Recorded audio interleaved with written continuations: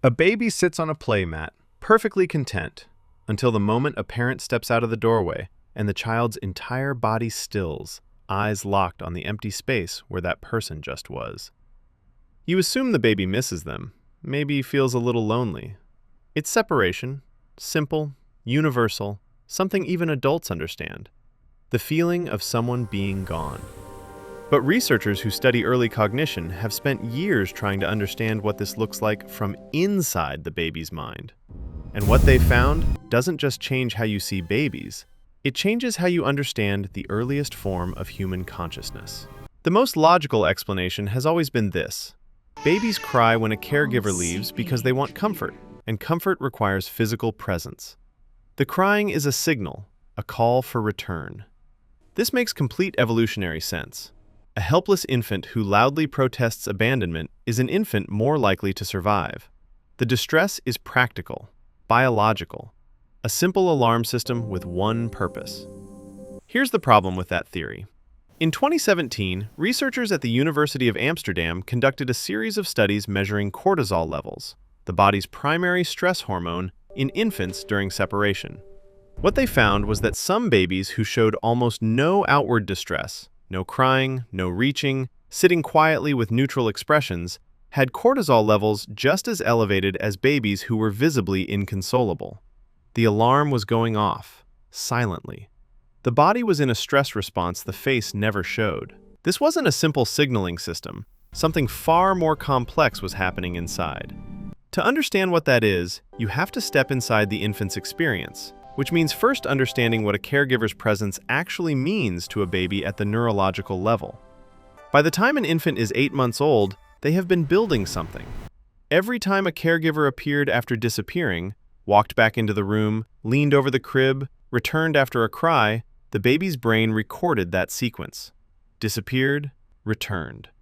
Researchers at Harvard's Center on the Developing Child have documented since their foundational work in 2012 that this repetition is not just comforting, it is literally shaping the architecture of the developing brain.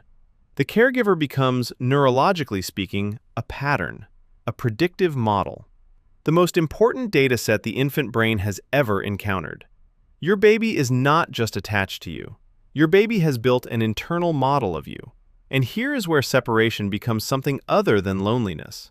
When you leave the room, that model, the one built from hundreds of interactions, activates. In a landmark study published in 2019, researchers at the Max Planck Institute for Human Cognitive and Brain Sciences used functional neuroimaging adapted for infant subjects to observe that during brief caregiver separations, the medial prefrontal cortex, the region associated with social prediction and mental modeling, showed increased activation, not decreased. The brain wasn't going quiet in your absence. It was working harder. Your baby is not waiting for you. Your baby is running a simulation of you. That simulation carries with it something researchers call expectation. What happens when the simulation runs and you don't return on the expected timeline becomes the crux of everything. In 2013, psychologist Mary Dozier at the University of Delaware, building on decades of attachment research, demonstrated that the distress response in separation isn't triggered simply by absence. It's triggered by a violation of the internal model. The prediction was, they leave, they return. When the return is delayed, the brain doesn't register loss, it registers error, a mismatch between what was predicted and what is happening. Your baby is not scared that you're gone. Your baby is confused that the world isn't working the way you taught them it works.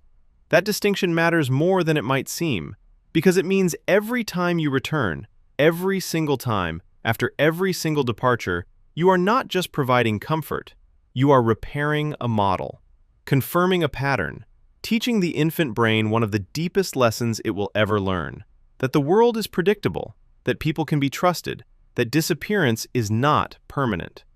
That lesson, written in cortisol and neural pathways before a child can speak a single word, forms the foundation of what psychologists call secure attachment.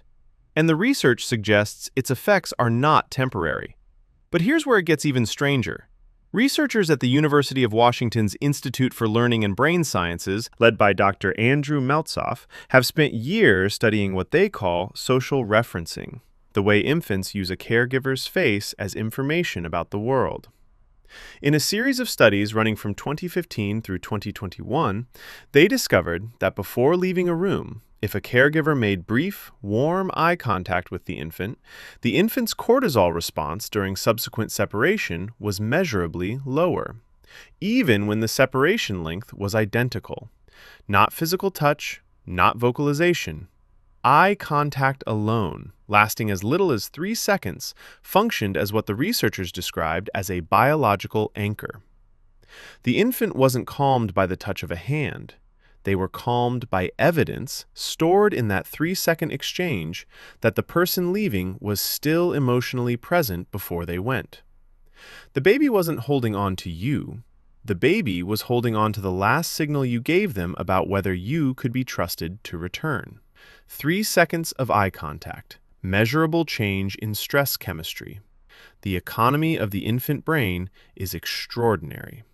So the next time you see a baby staring at the doorway you just walked through, remember what's actually happening inside that mind. That stillness isn't emptiness, it's computation. The brain is running its most important model, checking a prediction, waiting for the data point that confirms what it has spent months learning to believe, that you come back.